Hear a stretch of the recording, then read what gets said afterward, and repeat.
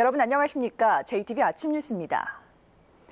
절기상 말복인 오늘도 전주의 낮 최고 기온이 34도까지 오르는 찜통 더위가 이어지겠습니다. 다만 불안정한 대기 때문에 5에서 50mm의 소나기가 내리겠습니다. 수요일인 내일도 오늘처럼 34도 안팎의 무더위가 이어지겠고 곳에 따라 소나기가 내릴 것으로 예보됐습니다. 전주기상지청은 이번 주 금요일까지 무더위가 이어지다가 토요일부터 낮 최고 기온이 30도 안팎으로 더위가 한풀 꺾이면서 폭염특보가 해제되고 열대야도 사라질 것으로 내다봤습니다. 당분간 서해 앞바다의 물결은 0.5에서 2m로 일겠습니다. 익산시가 더위에 지친 시민들을 위해 도심에 무료 물놀이장을 운영하고 있는데요. 이 때문에 손님 감소로 어려움을 호소하는 기존 물놀이 업체와 법정 싸움에 휘말릴 처지에 놓였습니다. 김진형 기자입니다. 10여 년째 문을 연 익산의 한 물놀이장입니다. 폭염이 기승을 부리면서 피서객들로 북적여야 하지만 한산하기만 합니다. 손님이 줄면서 운영비조차 건지지 못하고 있습니다. 예년보다는 3분의 1 정도의 손님밖에 안 되기 때문에 굉장히 힘들어요. 운영하기가. 우리 직원들 월급 나가는 것도 엄청 힘들고요. 물놀이장 업체는 익산시가 지난달부터 도심 두 곳에 무료 물놀이장을 운영하면서 손님이 70%가량 줄었다는 주장입니다. 물놀이장은 익산시가 자신들에게 야외 물놀이장 허가를 해놓고 직접 무료 물놀이장을 운영하는 것은 이해할 수 없다면서 영업 중단과 보상을 요구하고 있습니다. 물놀이장을 시에서 무료로 운영하기 때문에 이런 폐단이 왔다고 생각합니다. 이것을 시에서 적극적으로 보상 내지는 철수를 해줘야 맞다고 생각합니다. 익산시는 지난달 말에 무료 물놀이장을 개장한 뒤로 2만여 명이 찾는 등 시민 반응이 좋아 계속 운영하겠다는 입장입니다. 전국적으로 몇 군데를 하고 있어요. 물놀이를 지자체에서 계획이 딱 줘가지고 저희도 이제 그 시민 편의 차원에서 하는 거거든요. 물놀이장 업체는 익산시가 요구를 받아들이지 않으면 법정 소송도 불사하겠다는 방침이어서 갈등이 커지고 있습니다. JTB 뉴스 김진영입니다. 전라북도가 새만금 내국인 카지노 신설에 어떤 입장을 내놓을지 주목됩니다. 전라북도는 지난 2008년 김환주 지사 당시 새만금의 카지노 투자를 유치하기 위해 경제자유구역 내 카지노 외국 투자 금액을 미화 3억 달러 이상으로 추진했고 지난해에는 송하진 지사가 새만금 특별법 개정을 통해 외국인 전용 카지노를 유치할 수 있는 법적 근거를 마련했습니다. 최근 국민의당 김관영 의원이 내국인 카지노 유치를 위한 법안 개정에 나선 가운데 전라북도가 내국인 카지노 유치에 적극적으로 뛰어들지 아니면 포기할지 관심을 끌고 있습니다. 완주군이 환경 기초시설이 밀집한 삼내에서 폐자원으로 에너지를 만드는 친환경 에너지타운 조성을 추진하고 있습니다. 환경 기초시설에 악취 저감 장치도 보강해서 골칫거리인 축산 악취도 크게 줄인다는 계획입니다. 이승환 기자의 보도입니다.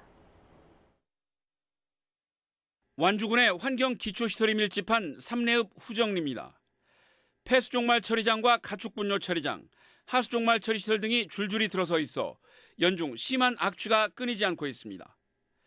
완주군은 이 단지에 음식물 쓰레기와 가축분뇨로 바이오가스를 만드는 사업을 추진하고 있습니다. 인근 마을에 이 가스를 공급하고 퇴비 자원화 시설과 태양광 등을 통해 수익금도 지원합니다. 보통 하수종말 처리장, 폐수종말 처리장 하면 기피 혐오시설 인식이 많이 돼 있잖아요. 그런 기피 혐오시설의 폐자원을 활용해가지고 주민들에게 에너지도 공급하고 주민 소득 사업과 또 현재 이곳의 가장 큰 골칫거리는 축산분뇨 처리장 등 환경 기초시설에서 나오는 악취 문제. 투입을 할 때 에어커튼이나 전동 셔터를 내리고 투입을 해야 맞는데 지금은 대형 차량 때문에 그 에어커튼이나 전동 셔터를 밀폐를 시킬 수가 없습니다. 이들 시설에 악취 저감 시설도 대폭 강화됩니다. 전주의 관문인 호남고속도로 나들목 주변의 축산 악취도 상당 부분 개선될 것으로 보입니다. 이 사업을 앞서 진행한 강원도 홍천군은 해당 마을 주민들의 만족도가 대단히 높습니다.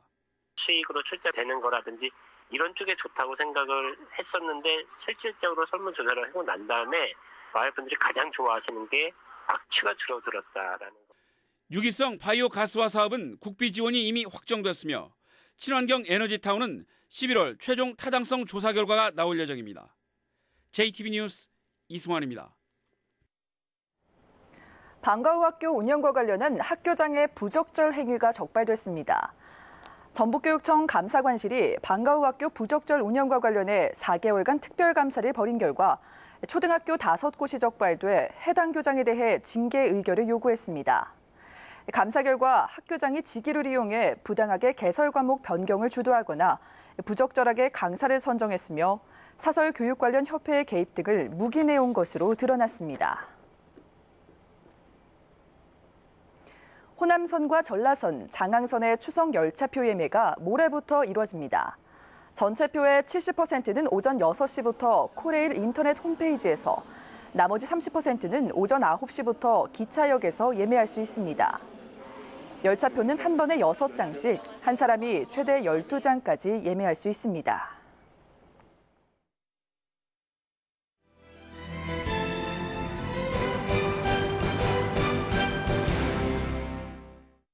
익산시가 제3산업단지 근로자들을 위해 통근용 전세버스 운행을 검토하고 있습니다.